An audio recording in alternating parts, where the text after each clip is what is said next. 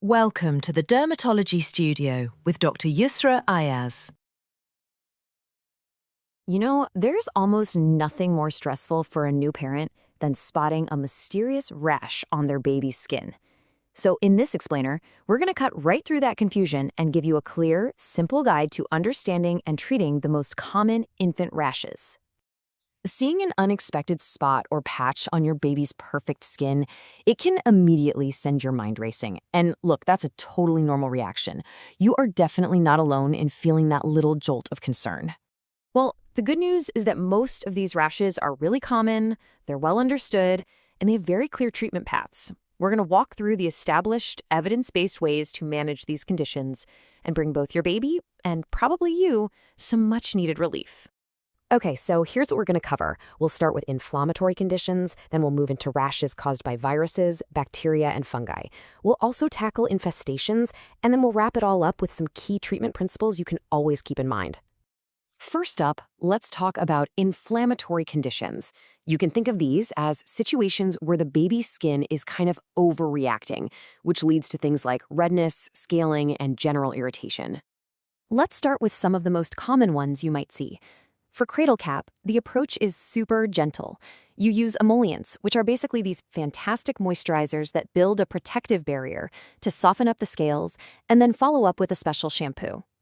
Seborrhoeic dermatitis is pretty similar, but if there's more inflammation, a mild steroid antifungal cream might be needed. Then there's pityriasis alba, those light patches you might notice. There isn't a specific cure for it, but emollients are great for managing any scaling. The common thread here? Gentle, supportive care is key. Okay, now for rashes in some specific areas. Classic diaper rash, or napkin dermatitis, is all about keeping that area dry and using good barrier creams. If it gets really bad, a mild topical steroid can help calm things down. Now here's an interesting one. A condition called infantile gluteal granuloma can actually be caused by overusing strong steroids. So the treatment is to stop them and just use emollients to let the skin heal. For infantile psoriasis, it's usually a combo of mild steroids and emollients. In all these cases, the goal is exactly the same: restore and protect that delicate skin barrier. Now, atopic eczema, that's a whole different ballgame. It requires a more comprehensive strategy, really built on 4 pillars. First, you've got to relentlessly restore that skin barrier with emollients. Second, you reduce the inflammation, usually with topical steroids. Third, you have to treat any secondary infections that can pop up when the barrier is broken. And finally, and this is so important, parental education and support, so you feel confident managing it for the long haul. All right, now for a couple of conditions with, let's be honest, some seriously long names. Parakeratosis pustulosa can be stubborn, but it's treated with steroid antibiotic creams and usually goes away on its own within 12 to 18 months. Similarly, infantile acropustulosis is managed with topical steroids and also resolves within about a year. The big takeaway with these two? Patience. They have a natural endpoint, they just take a little time. Okay, we're changing gears now. We're shifting from rashes caused by the skin's own reaction to those caused by an outside visitor, a virus. And that means the treatment strategy changes focus completely. So, the big theme with viral rashes, a lot of the time the body's own immune system is the real hero. For things like hand, foot, and mouth disease or measles, treatment is really just about supportive care, managing fever and just keeping your little one comfortable. Chickenpox is also usually self-limiting, though for severe cases an antiviral might be used. Even molluscum contagiosum, those little pearly bumps, will typically just go away on its own over time. Unlike a lot of those viral rashes, bacterial and fungal infections, well, they need a direct counterattack. Here, we're talking about targeted treatments to get rid of the specific organism that's causing the trouble. This is where antibiotics are the key weapon. For impetigo with its classic honey-crusted sores, either topical or oral antibiotics are the standard. For blistering distal dactylitis, which is an infection on the fingertips or toes, the right antibiotic is chosen after a quick swab.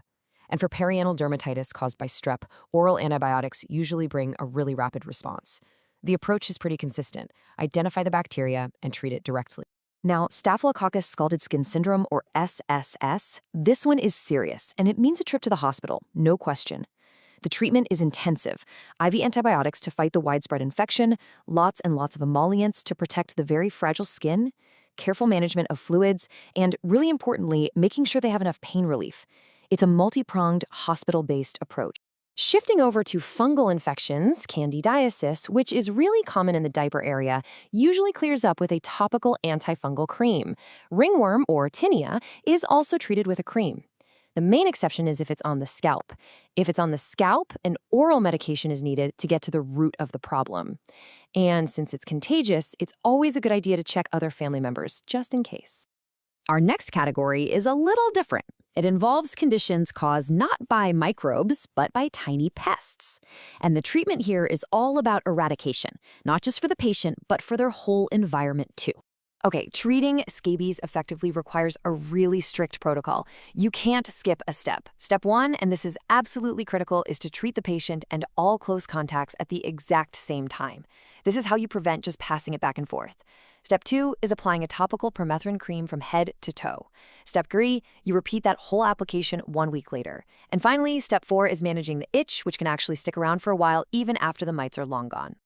So after diving into all those specific conditions, let's just pull back for a second and look at the big picture.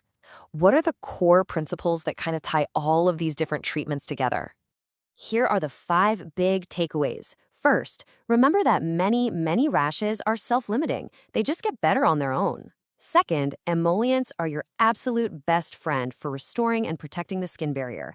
Third, steroids are a powerful tool, but they're used strategically just to calm down inflammation.